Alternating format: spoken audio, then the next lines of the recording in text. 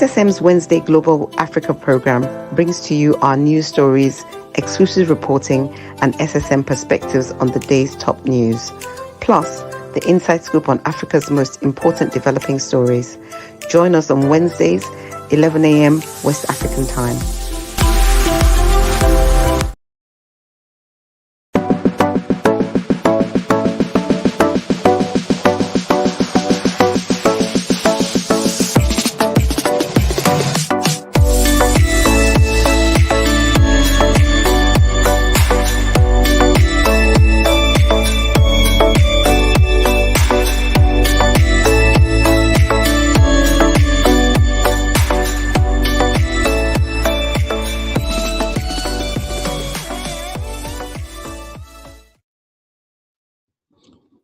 Good day, viewers around the world. You're welcome to SSM News Echo Wednesday Global Updates. Yes, my name is Mark Godwin Iweajunwa, and I'm really excited to be here to give our Wednesday African updates. As usual, joining me from different parts of the world are my coordinators and colleagues. Right there in Lagos, Nigeria is Olayinka Raji. Ogbeni Olayinka Raji, is your phone connected? Okay. While we wait for Raji, and also other coordinators, yes, you're welcome. This is Wednesday, the 23rd of October, 2024.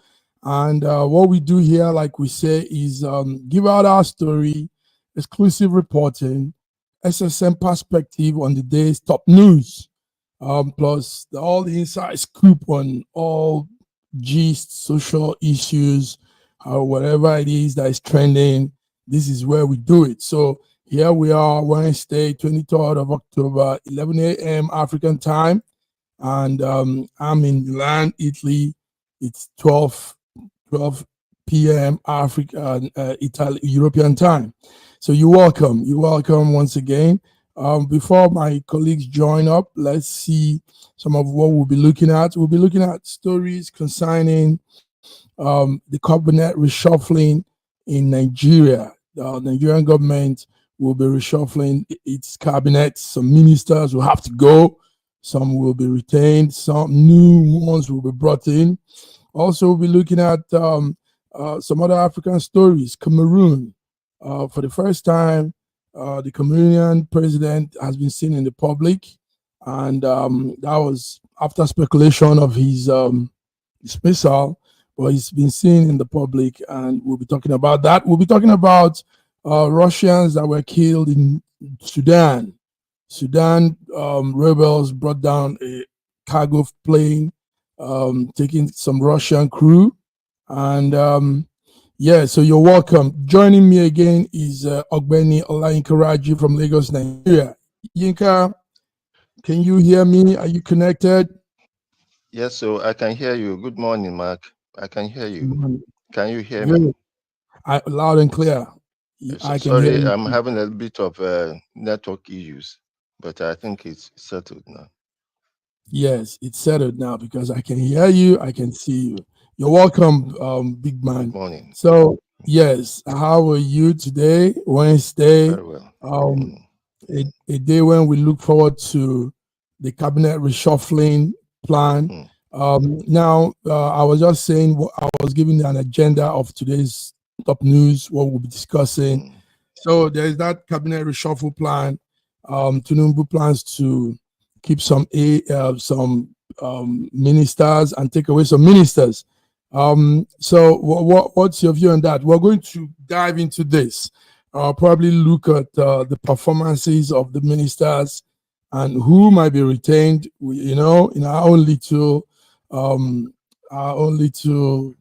views, who might be retained and who will go.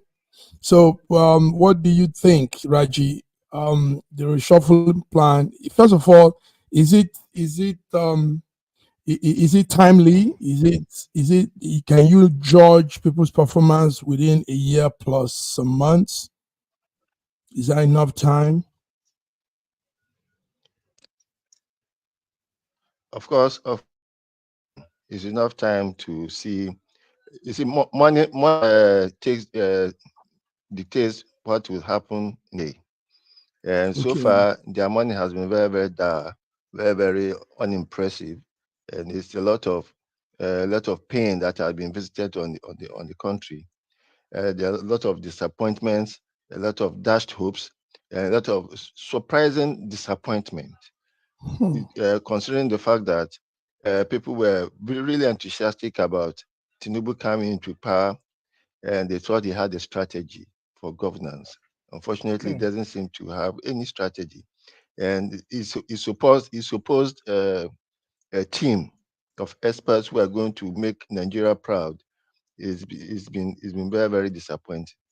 I'm not going to waste my time speculating on who is going to be retained or who is not going to be retained, because I've so far not been impressed at all by any one of them government. Okay, but almost all of them.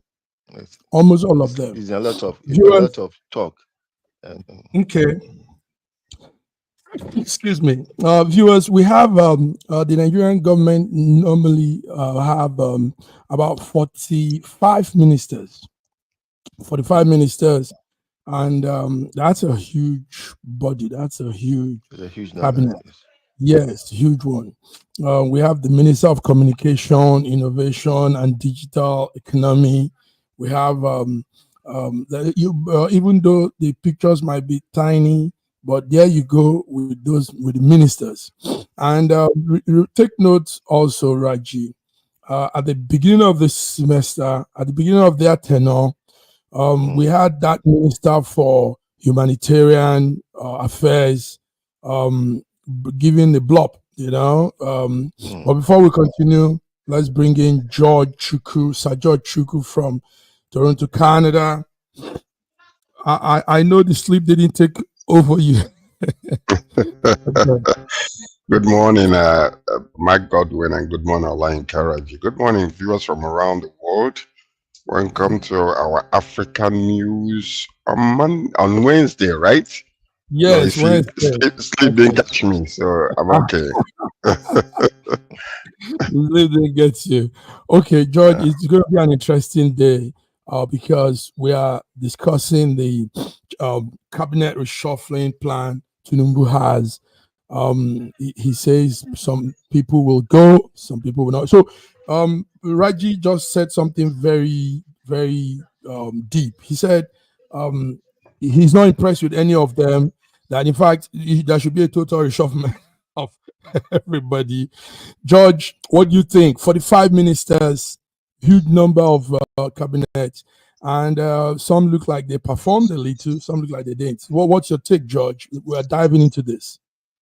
Well, what we see is a businessman coming into Aso Rock to conduct business and have no clue whatsoever what to do, how to do it.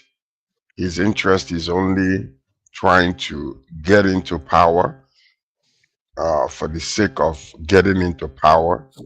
And they're there to do business. They don't dare to govern, because none of them can boast of any experience in that area whereby we can all be clapping and saying, oh, hello, this is it now.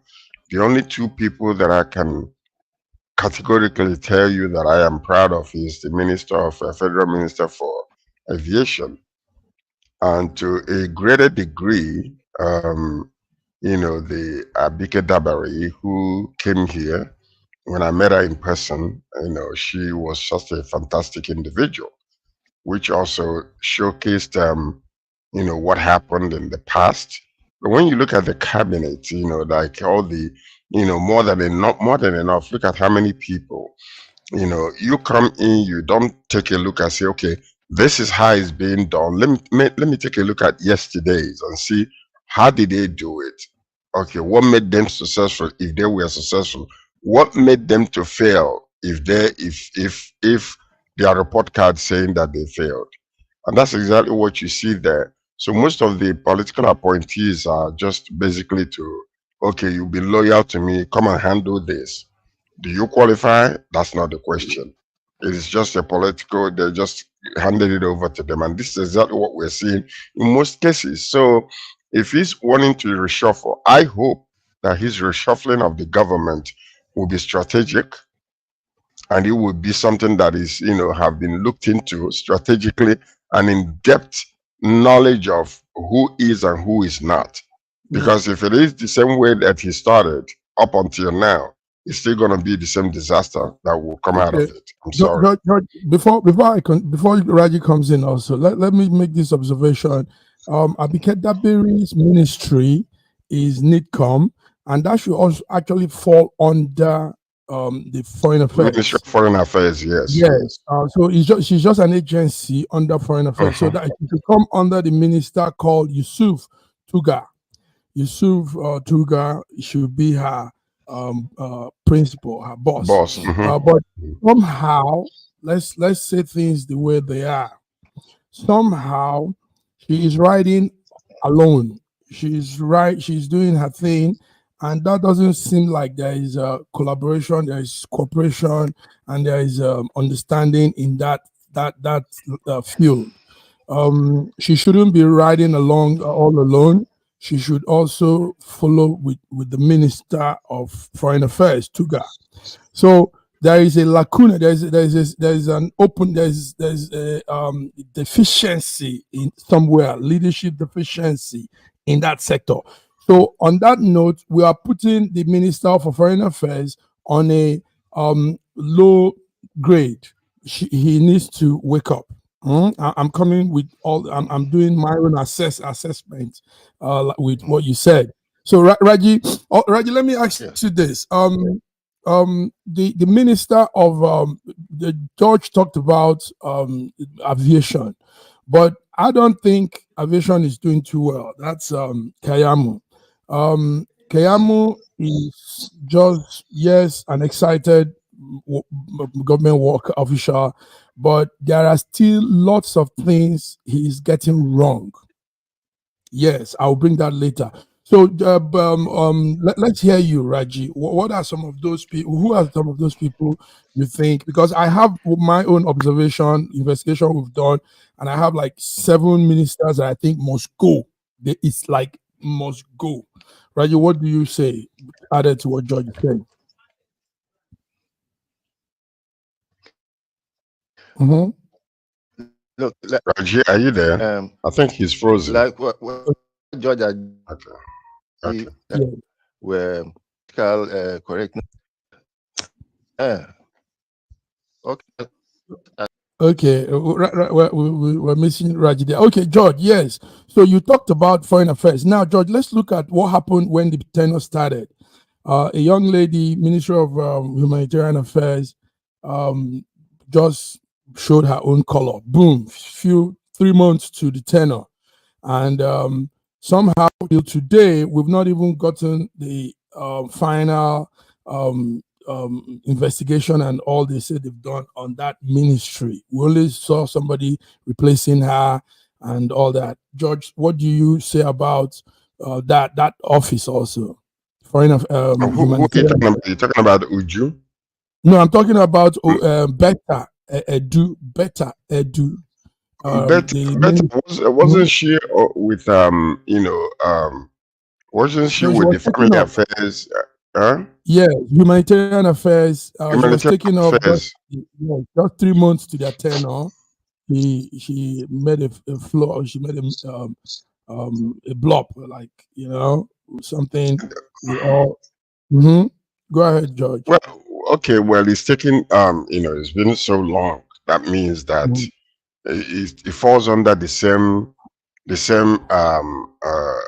strategy that has been used in the past when it concerns corruption and nip it in the bud and all that kind of stuff. It's taking too long. And up until now, how long does it take for this investigation to go on for us not to find out exactly what is happening? So I honestly believe that this is part of that particular situation whereby, because of lack of accountability, then people are up to do whatever they want and get away with it. And this is exactly what is happening. I don't think that 3 months into governance, and then all of a sudden questions were arising, and then she was asked to sit down. And I can guarantee you, she's sitting down and earning her salary. Oh yeah, she's sitting down and earning her salary because she was not fired. She was not fired. She was just told to sit down while investigation is going on. An investigation can go for 2-3 years, by which I don't know, maybe she's one of the ones that will be asked this time. We just wait and see what's going on, because the problem we have with all of this, is number one. You see, up until today, when you talk of Ministry of Foreign Affairs, they have not sent any ambassador to any country. None. Up until now. Yeah, No that's ambassador has been sent out already. So we're still clamoring and fighting and struggling, with all the foreign affairs issues. Look at what is happening in Turkey recently, whereby some of them were sent back to Nigeria. Were those questions you put across to the NIDCOM boss, Abike Dabi? Did you people ask those questions when you had that engagement? There are many questions that were asked regarding a few things, which she answered the best way she could. Certain things were asked her, but it wasn't the people that were asking the questions. Basically, were people that are not so much in depth of the knowledge of what's going on in Nigeria. So you saw that many of them that were there that were asking questions came with her also. But in essence, really, in answering some of the questions, she was very articulate and very precise in her answers. And I was very impressed. I didn't know, that she was that, well-rounded up when it comes to certain knowledge and how to be able to, decipher the situation. What we did in the studio is we were able to look through the cabinet, the ministers, and we came to the conclusion that 6 of them are actually inefficient. Our 6, I don't know. I'm going to say them, then you probably give your view on it too. We came up with the Minister of Marine and Blue Economy. I don't know why they had to make that ministry, but we have that one too. And you have the man there, Adegboyega Oyetola. Adegboyega's Oyetola, that's the man with the glasses on there. That ministry has not done much. We've not seen anything really coming from that ministry. So we in SSM have concluded that he has to go. Then we come to the Minister of Budget and National Planning, Abubakar Bagudu. Abubakar Bagudu, that's the man there with a blue heart. He has not done much too in his ministry. Abubakar Bagudu, Minister of Budget and National Planning. Then we come to the Minister of Education, done poorly, below average, and that's Tahui Maman Taha. He has not done too good also. Then we come to the Minister of State for Defense. We all know him, used to be a governor, Bello Matawale. He has to go. We come to John Eno, the Minister of Sports Development. John, too, has not done too good. John, we're not seeing much. The sports sector has been run poorly. He has to go. And finally, our last take there is Wale Edu, Minister of Finance. Minister of Finance has to go. Doing very poor. So, George, these are SSM SSM suggested ministers that we rated below average. Below. So, what do you think? The question is, rating them below average, is it because you have not heard from them, or maybe because they're having issues in their ministry and it's not being solved? Or is it because they haven't been heard from because they're quietly doing their job and nothing that needs to be known until it's called upon to find out whether they're doing good or not?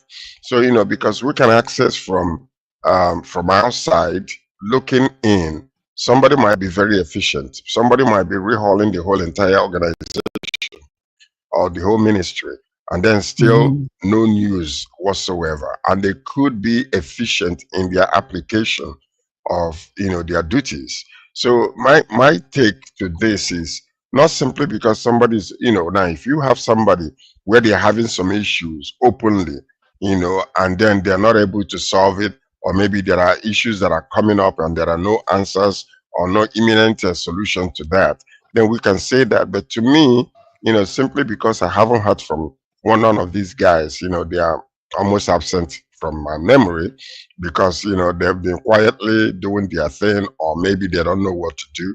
You know, most of these political appointees are nothing but a reward for, you know, for loyalty. Most of them are loyalists. So that's what it is. Yes, Not thank you, because they Raji. qualify. Yeah, Yes. Raji, you're welcome. Thank you, George. Raji, Yes. you're welcome again. Yes. Raji, what we just did was SSM investigation on the ministry or ministers and those that we have assessed that did below average. And I gave a list of 6 of them. Minister of Marine Blue Economy, Adegboyega Oyetola. Minister of Budget and National Planning, Abubakar Bagudu. Minister of Education, Maman Tahi. Bello Matawali, Minister for State for Defense. John Eno, Minister for Sport Development, and Wale Edu, Minister of Finance.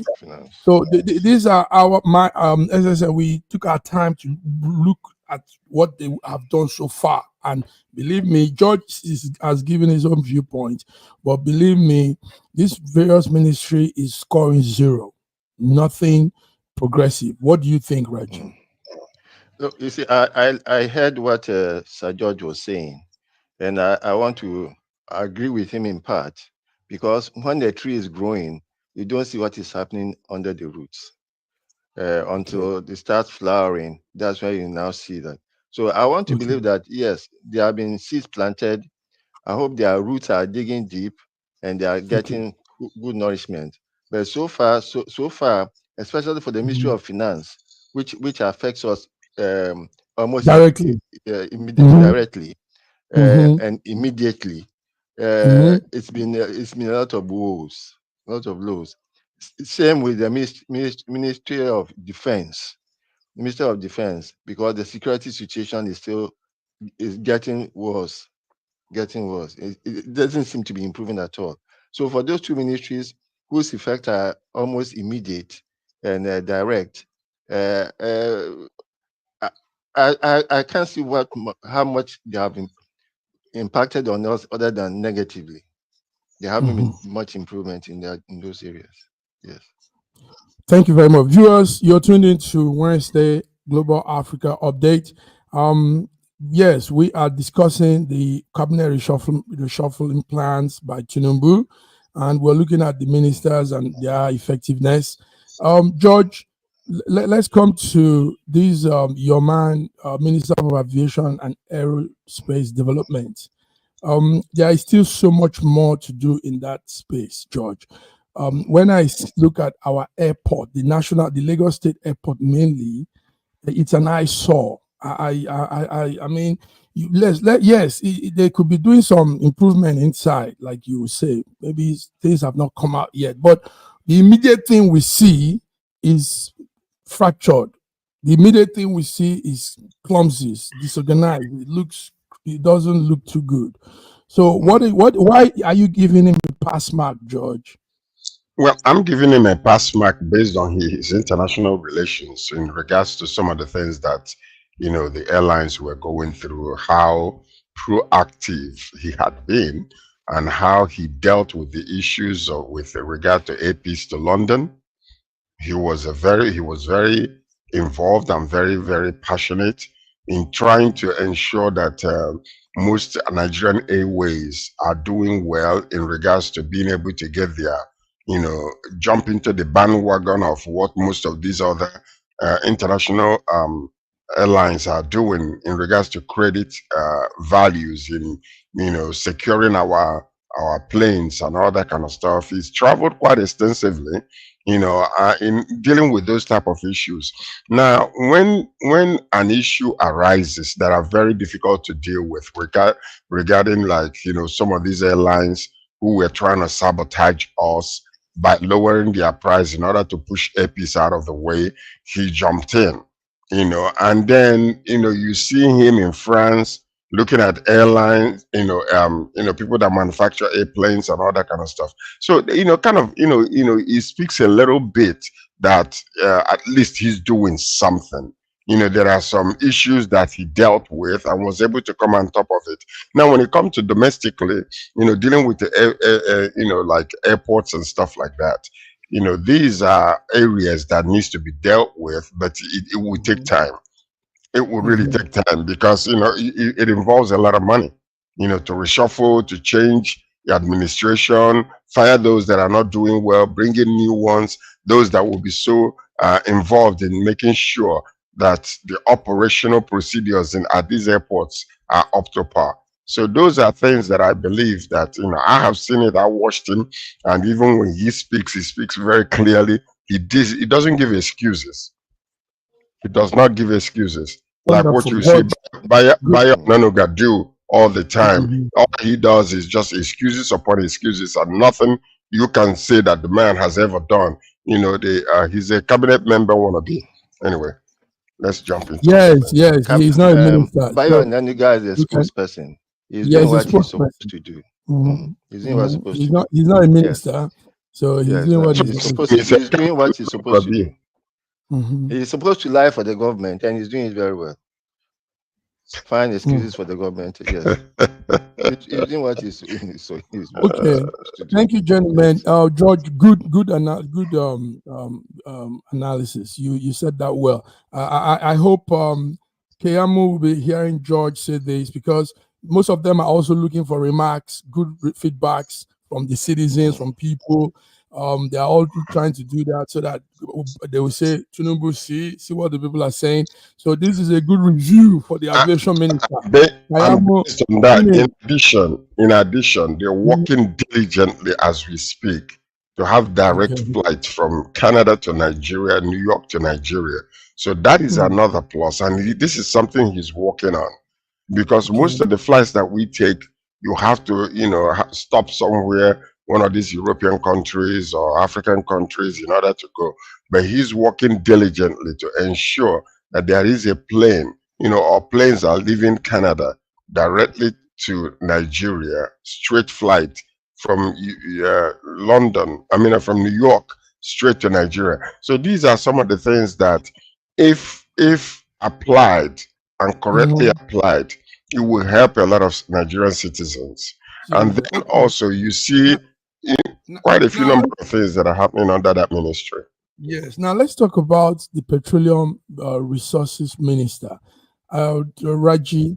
That's another sector that is vital to our day-to-day. It's a ministry that also affects people immediately, like you talked of the other one. What will you say about the man there? I think he's just a complete stooge because the presidency is still the minister, and the presidency is not even. We have that man there, one I think Henneken. they call him Henneken. Lopobiri. Tell us more. Well, I hope the name is not affecting him, Henneken, and I hope it doesn't bring so much. But that aside, I don't think he is going to be any effective beyond whatever the president, who is the minister of petroleum, assigns to him or allows him to do.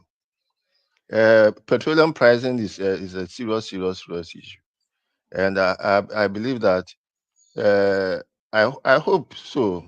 I believe that, but it's unfortunately, as Sir George has mentioned, the government came to look at the people as customers.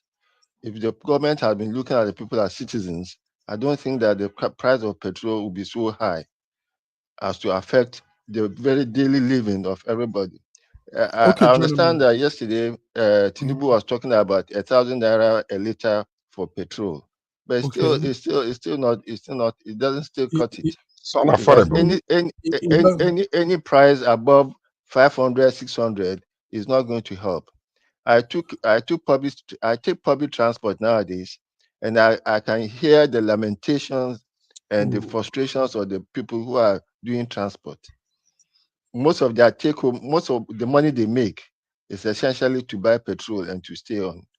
If they have any serious issues with their vehicles, that is the end of their own operation. That's the end of it.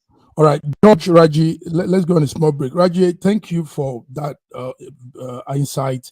And I also want to commend, there's a post you shared to the group behind, and two white ladies giving an assessment of Nigeria so far.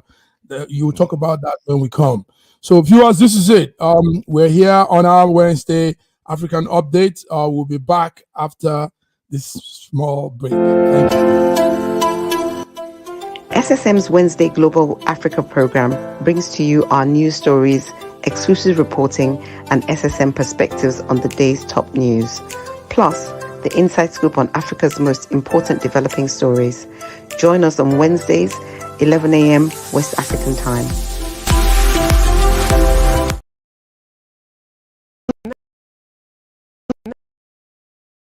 Nigeria,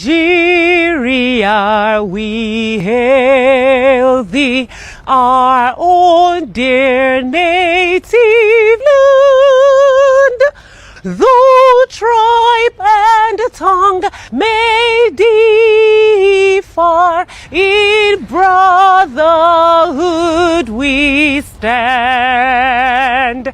Nigerian soul are proud to serve our sovereign motherland. This country has some of the most extraordinary culinary diversity in the world. I'm talking about Nigeria. This first dish is amala abula, made popular by the Yoruba people in southwest Nigeria. It starts with amala made from dried yam and then is covered in a variety of soups. Next we have ofe nsala, a white soup that is synonymous with the Igbo people of southeastern Nigeria. It goes best with fufu, or akbo as the Igbos call it. Next we have suya, the most well-known food of the Hausa and Fulani people of northern Nigeria. Meat is covered in a peanut-based powder called yaji and cooked over an open fire. This is banga and starch, a classic of the Urhobo people of Delta State. Lastly, we have onunu, a plantain-based swallow of the Izon people in South Nigeria. We are eating it with fisherman soup, popular throughout this whole region. And of course, we don't forget the jollof rice. This is popular everywhere in Nigeria. I think what makes Nigeria so great is the diversity of all the different people coming together. These beautiful ethnic groups living side by side, sharing culture and cuisine is what makes Nigeria such an amazing country to visit. Nigerians should be so proud of that cultural heritage, as there is so much more that unites than divides them. Hello everybody, it's me, Becca from the Afterthought Guitar Showdown. I'm so happy and I want to thank everybody at SSM, Schengen Story Media, for supporting me and following me through this journey.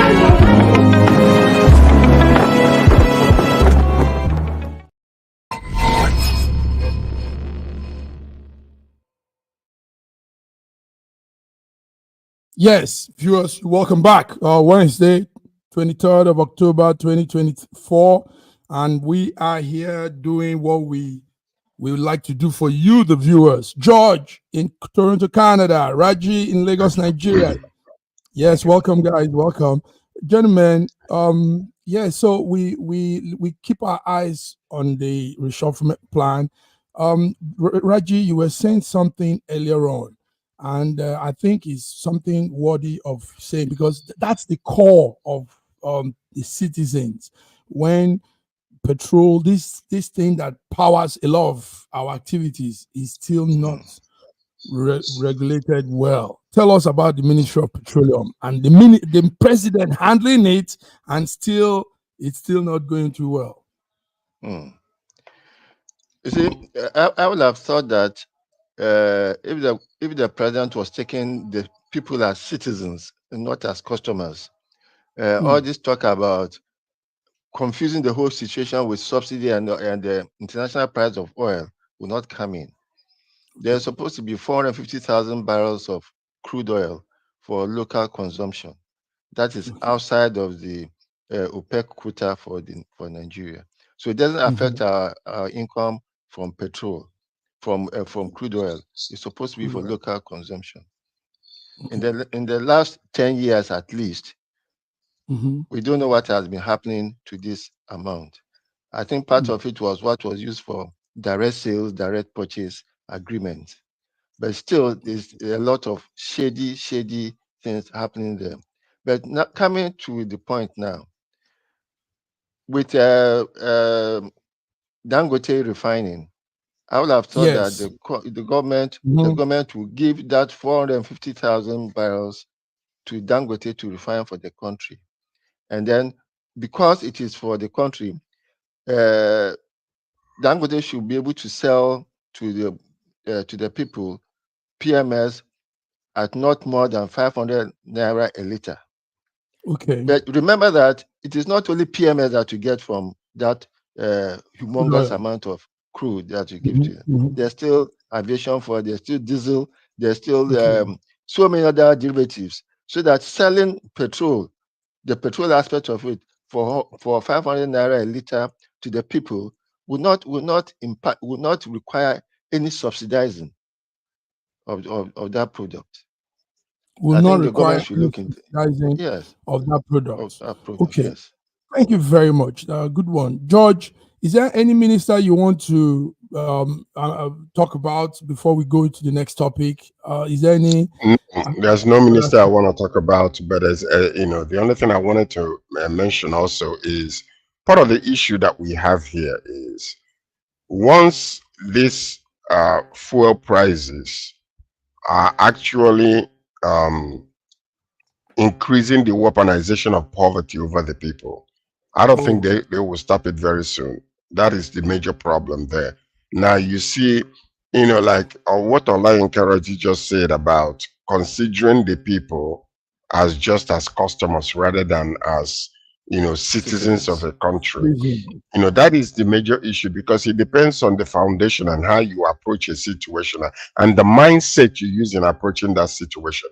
If it's on a compassionate grounds where you're feeling the pain of the people and knowing that the bottom line to all of these things that many people might be dying silently without us knowing, then all of a sudden, you know that all the decisions that you're making can be a matter of life or death. And death.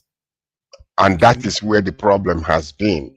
So now you see people are complaining, people are, just talking about all, the pain that the whole entire thing is causing, but you see what you call bandage type of solution.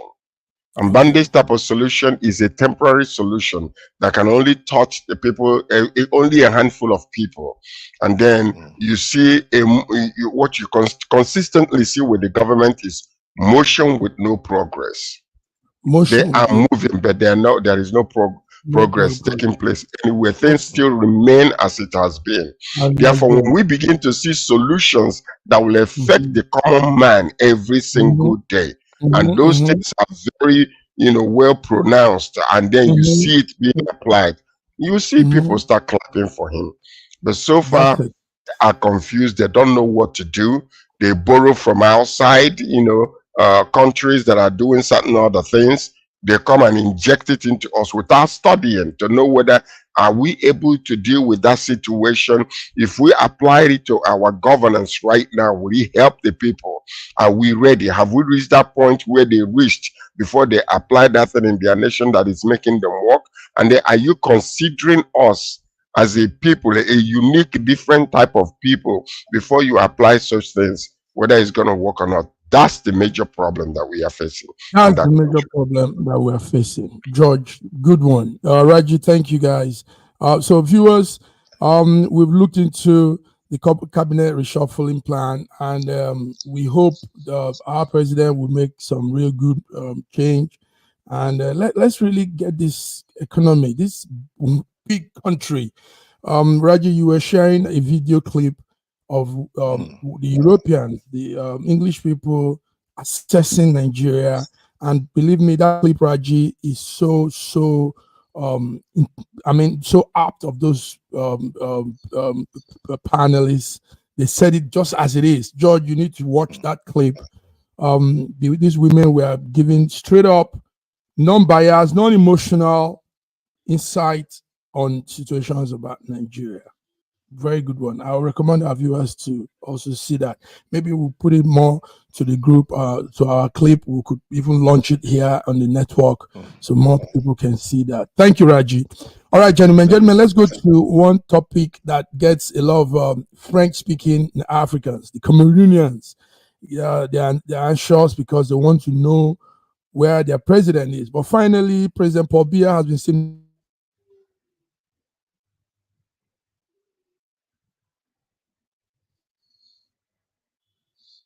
Yeah, President Biya. President Rumors and everything. Huh? Yeah. I said he showed up. Yes. He finally showed up. So let's see. Yeah. Yes. He has become a recurring decimal in the affairs of Cameroon. Yeah, it has been. This is what. Yes. So let's see this clip.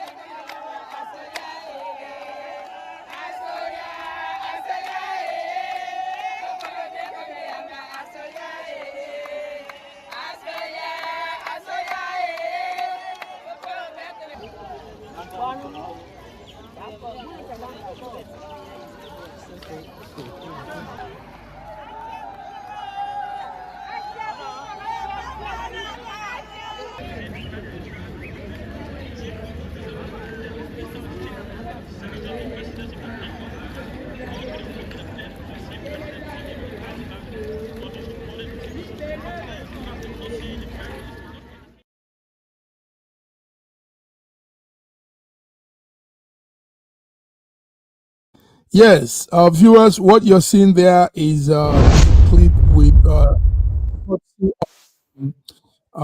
courtesy of the African press. So Paul Biya is out. He's finally seen in public. Paul Biya is alive, like we said last time on this network. George and Raji, what will you guys add to this anxiety? Well, what I saw were just a lot of women jubilating. I don't think I saw Biya himself, but I'll take the news for it that he has come again, like the recurring decimal that he is. That he has come back. He's come back to Cameroon, and I hope we'll see more of him than just flashes of him. And all these things, what bothers me is the governance that is happening in Cameroon. Most of the things decisions that are being taken are not taken by him, but are taken by proxies who are actually keeping him in power, so that they themselves will be in power. It's very sad for the Cameroonians. Yes, it's very sad for the Cameroonians. George, There's one thing we know about Cameroon and this government. Since 1982, it has made sure they don't talk about the president's health like we had, and they don't talk about, the media doesn't do much on him. They try to put that law in Cameroon. So, but George, don't you think this is just a dictator? Straight up, let's put it as it is. That's exactly what it is. And are we condemning it? Well, Okay. yes, to a degree, you can condemn it, especially when a president is that old and has not been doing very well. You know, if you see somebody like a Rwandan leader, you know, who actually took the country and turned the right side up, if he's there longer than usual, now you know that people are happy because there are seen successes and progress being made by this president into affairs of the people. So you can argue and say, well, if it's not broken, why fix it? But in this particular situation, you see a man who is just there, occupying a space, refusing to step out for somebody else, but he himself refusing to do anything that is tangible for his own people. So these are those that are power hungry in the Africans that are changing the conversation, whereby if somebody comes in who is efficient and is very, very good, and then the people decide to keep him there because he's doing very well, then this type of situation will destroy that type of conversation. So this is what we're seeing here. You know, we're glad that he's still alive. But being alive as a great grandfather, you need to hand over the government to younger people who can govern efficiently, effectively, and bring the French and the English Cameroonians together under one umbrella so that they can successfully, you know, move their country to where it's supposed to be in this time and era. Yes, and Yes. build a nation. Mm-hmm. Build a nation. Yes. You guys are saying something we've always said here. Raji has been insisting on that. Government by how the people want it, not really how the West is doing it. Democracy is working in the West because they are civilized. They are, you know, they've come through a process and they understand how to go with that. But yes, George, Rwanda seems to be doing well, and he keeps coming back every time now, almost years now.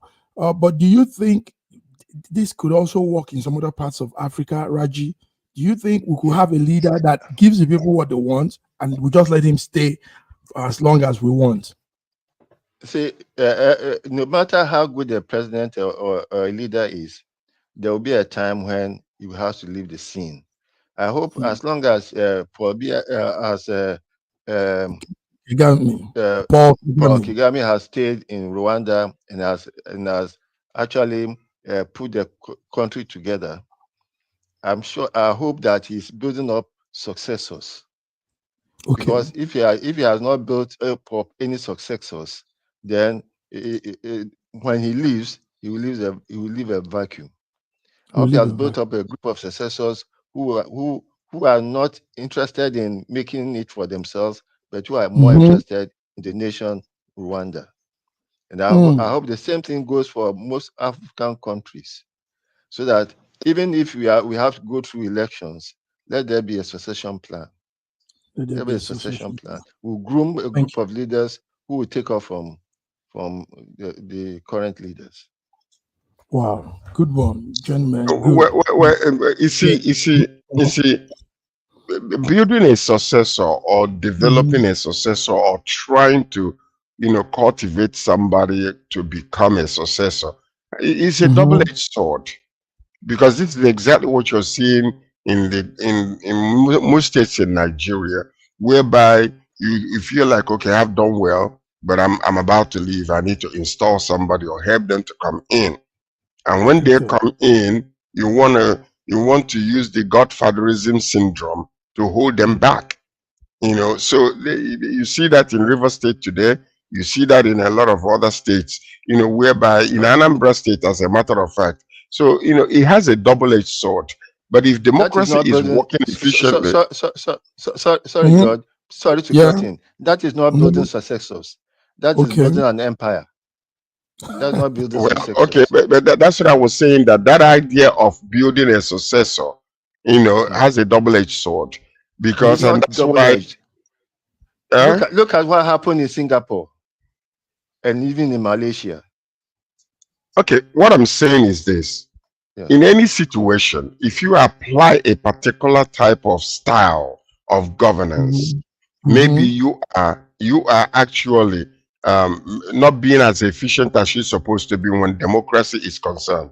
The people's voices have to be heard. The people Yes. have to choose their own leader, not the leader choosing a successor. Yes. Under a democratic process, you allow the system to work by itself, by allowing the democratic system that we have brought into Africa to work. And if that is the case, if the people chooses wrong, then that's their issue. That's Do you the understand? issue. So All right. so that's the difference between the two. No, Yes. let's look even at the American system. You think that they are not building successors? They are building successors. They know that a president will be there for about 8 years. Within that 8 years, they will have built up a successor. But Not a successor they are going to impose, but the successor that to be chosen, that will be presented for the people to choose. okay, in that sense, but I understand what George is saying too. George is making that there's a two-edged sword. That is, it has its advantages and disadvantages, and I think that's very ideal thing to say. All right, gentlemen, let's move forward before our time goes up. Let's look at again on Monday we discussed this. The Supreme Court this time has reserved judgment in the governors that are filing suits against EFCC legality. The legality of EFCC is being challenged by 16 governors in Nigeria. So, but the judgment has been reserved. Some of the governors also are pulling out of that decision. They are withdrawing their suits. Ebonyi, Anambra, Adamawa, these are all withdrawing their suits. And Imo, Bauchi, and Osun State are new co-plaintiff in this thing again. They are new. They are joining in the case against EFCC's authenticity. Gentlemen, let's talk about EFCC. For these governors to be pinpointing this, it means truly this EFCC has outlived its usefulness. And last time. Not so much as outliving its usefulness, but they are challenging the legality, not the usefulness of it, the legality of it, for a federal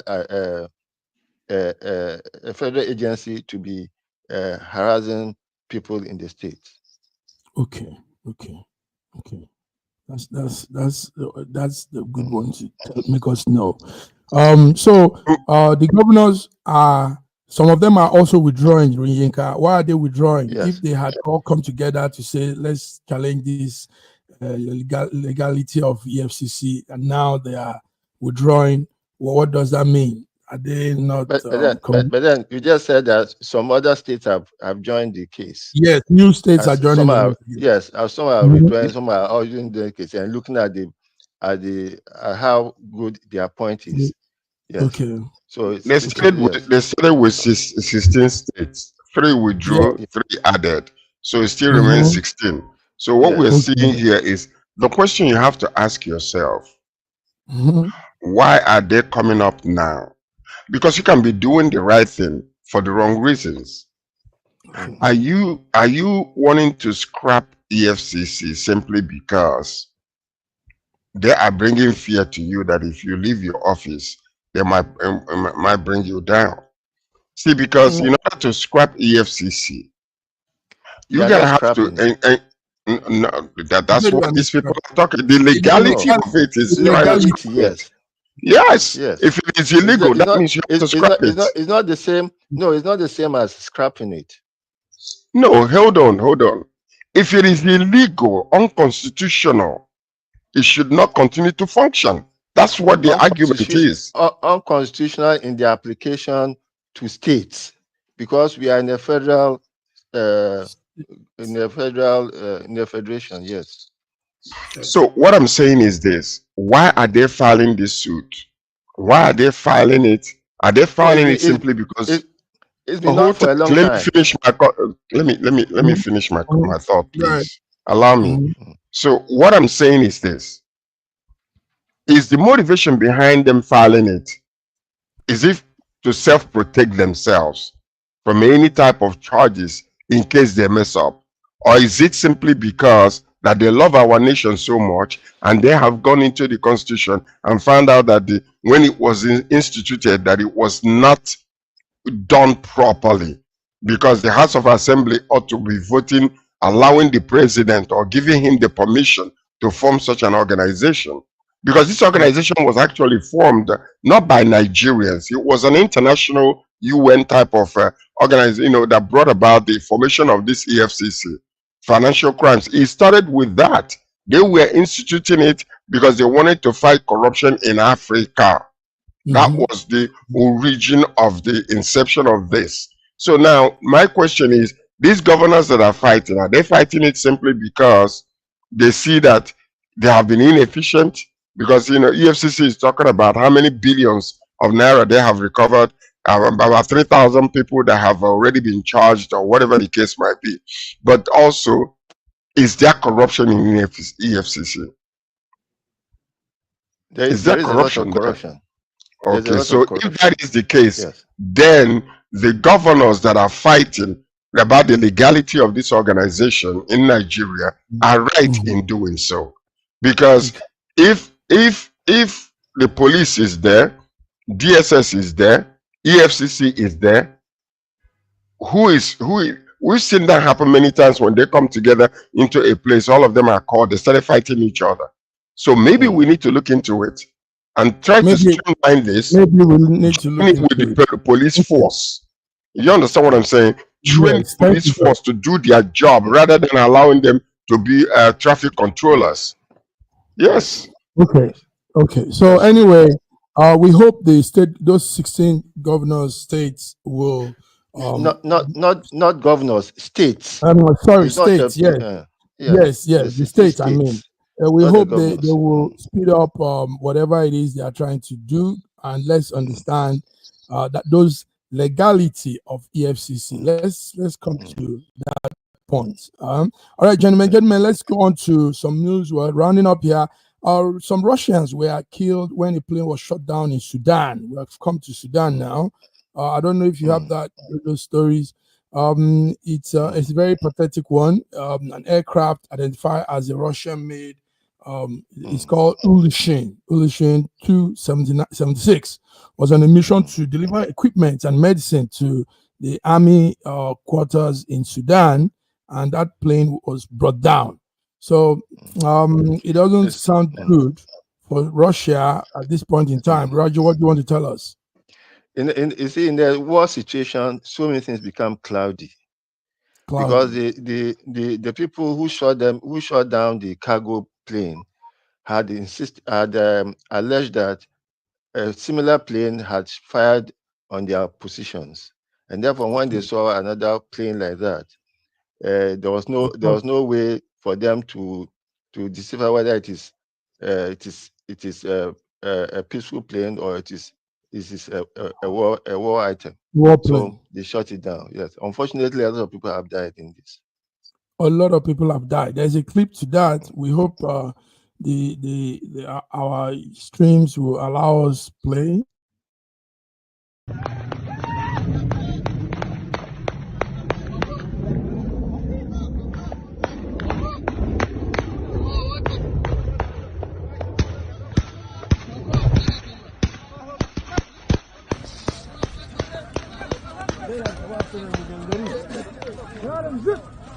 ما تعرف بعيد أفضل شوية بالراحة أم هذه شيء. Okay, some clip there. So yes, that's what we heard yesterday. Russian crew shot down in Darfur, trying to supply something to the Sudan territory, and they were taken down. Sad story. Let's also look Very at sad. Ghana. Or George, do you want to say anything? Let's look at Ghana's parliament that has been suspended after a very chaotic scene. Yesterday we had the parliament had been suspended. Raji, this news should be you should be able to tell us what happened there. Yes, what happened? There have been a lot of controversy about how the Speaker of the House was handling the House, and therefore I'm even surprised that it has gone to that level, because it started with the Speaker suspending 3 members of Parliament, and those members challenging the power of the Speaker to suspend them. Because if the Speaker suspends a representative of a people, he's actually depriving the people of their representation in Parliament.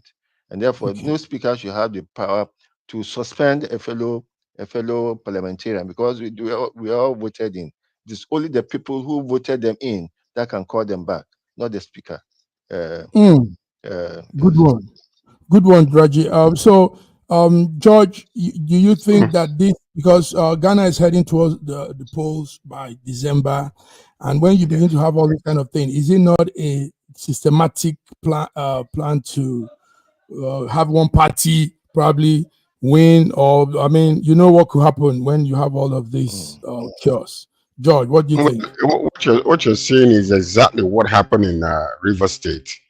Okay. It is a type of what happened in River State, where all of a sudden all the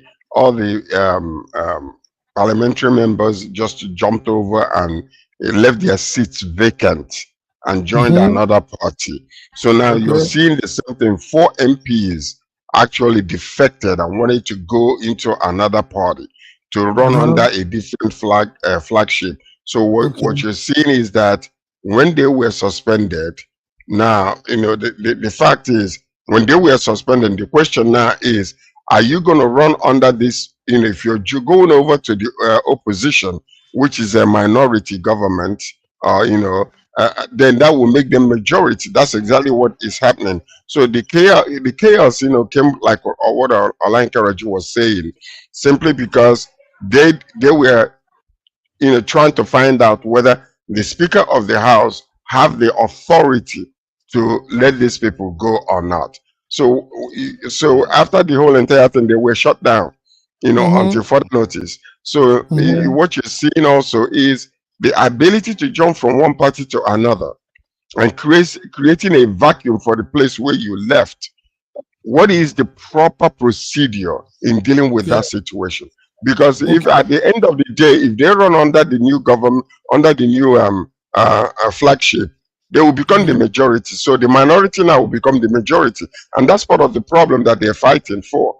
Because if allowed, they will win the seats, you know, because they've jumped over. If allowed, they will win. The surprising thing is that the Speaker of the House, it does not belong to the government, to the party in government. Okay. The Speaker of the House was chosen by a simple majority. Okay. Thank you, gentlemen. Our time is up, but the studio is telling me 4 more minutes. 4 minutes to look into some other news. Yes, Raji, keep your eyes on that angle for us. Ghana, actually, to be honest, has very good democratic process and style. You know, yes, they come very, at least to an extent, a little bit transparent in their electoral activity. So we want we want them to continue to be that role model, and we want to see good outing come December. Gentlemen, let's role model for their big brother Nigeria. Yeah, role model for big brother Nigeria. Ghana has always been that role model when it comes to politics. Well, you know, what do you say after what you call the Rawlings Doctrine was put in place? And then all of a sudden, the fear of God is come upon a lot of them, to go out there and then start messing up, because they will become accountable. Yes, if that was what made them become like this, then it's good fear, because really you can. Good fear. All right, gentlemen, there's one man that, Nigeria has we have all our own issues, and a lot of times they're not too good issues. But anyway, a former House of Rep member, Farouk Lawan, I once had spoke with him.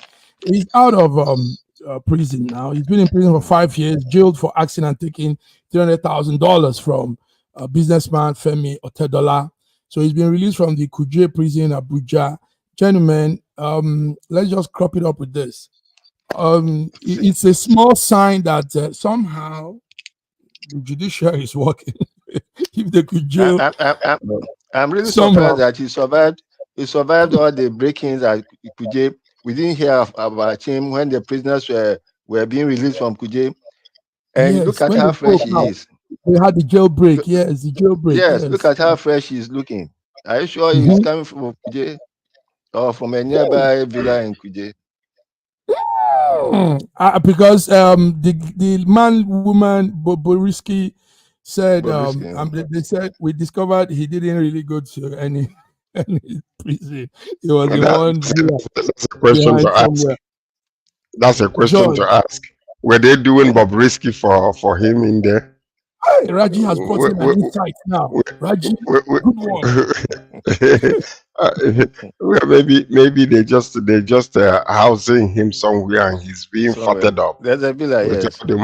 With the money he stole. But if this man was put in prison, what about the rest? What about the man that is running away from EFCC? And why is the EFCC chairman still there? He promised that if this man is not brought to book, that he will resign. So that's, because sometimes when you see justice being played out, the question is it selective justice? Are they making such a person a scapegoat? You understand what I'm saying? Because we see this thing happening again and again and again and again. Many governors from the eastern part of Nigeria left their offices. Like, for instance, the one that took over, Soludo took over from, Willie at work. Now, we know that he was trying to escape and they grabbed him. Is he still in the country? What about that money that was, taken? Where is it? Is it being taken back into the coffers of the government in order to, the infrastructure that was supposed to have been used with that money? Are they putting it back onto work? These are the questions you have to really ask. Because sometimes you see this, you say, oh, maybe the system is working. It could not be working, but they use this person as a scapegoat. So that's the thing. If you are talking about that, Oji Kalu should be in prison. Most of them should be in prison. No, most of them should be. Oji Kalu is not only supposed to be in prison. He was just talking recently about a lot of things that happened. How he was found not guilty, and they were accusing him, or maybe because he's the president's friend. That is the reason why your judgment did not hammer him down. He was found guilty. He was found guilty, but there was a technical thing that happened. The judge who was handling his case was promoted before the end of the case. The judge now came back to finish the case because the case had been on for so long. It cannot be started afresh. So he came back to his seat and finished the case before he was going back to his promotion. And then there was some review that was done with the judiciary, and then it was said that it was illegal for him to have come back to complete the case that he was on, that the case should have been started. So for that technicality, Oji Kalu has been sentenced to prison, was taken out of prison, and he's now a senator. All right, guys, gentlemen, listen, beautiful. I'm enjoying your presence here and all you're saying, but we have to go. Friday we'll be back. Raji, thank you for coming. George, thank you also. So we'll be back on Friday. Raji, you were resoundingly good today. Yes, congratulations. The man was I'm only good when I agree with Every you. time. You're always good. You're always good, my brother. Every time. So we'll come again on Friday. Listen to this. Your contrarian syndrome did not come up today. Because he's a contrarian. So we love it. He balances the equation. I'm for the truth. Yeah. Irrespective of who's out.